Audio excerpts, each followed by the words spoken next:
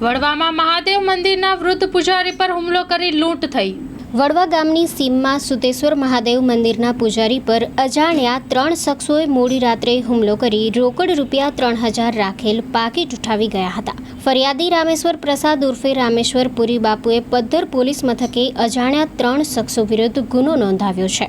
ફરિયાદીના જણાવ્યા મુજબ બુધવારે રાત્રે પોતે મંદિર પરિસરમાં આવેલ રૂમમાં સૂતા હતા।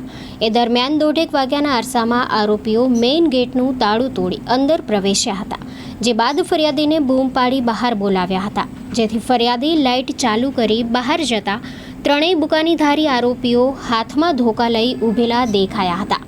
મોડી રાત્રે અચાનક આવી ચડેલા આરોપીઓને જોઈ ફરિયાદી ગભરાઈ ગયા હતા અને રૂમનો દરવાજો બંધ કરવા પ્રયાસ કર્યો હતો, પરંતુ આરોપીઓએ બળ પ્રયોગ કરી ધોકાથી માર મારવાનું ચાલુ રાખ્યું હતું, જે બાદ આરોપીઓએ રૂમમાં રાખેલ દાનપેટી સહિતનો સામાન ફંફોડી પલંગના ઓશિકા નીચે રાખેલ પાકીટ લઈ ફરિયાદીને રૂમમાં બંધ કરી બહાર રાખેલ કબાટમાં વિખેરતા હતા।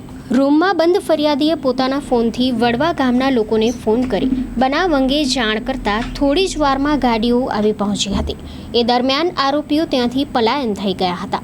ઘટના અંગેની જાણ પદ્ધર પોલીસને થતાં બનાવ સ્થળે જઈ તપાસ કરી આરોપીઓને દબોચી લેવા ચક્રો ગતિમાન કર્યા છે। સ્ટાફ જોઈએ છે।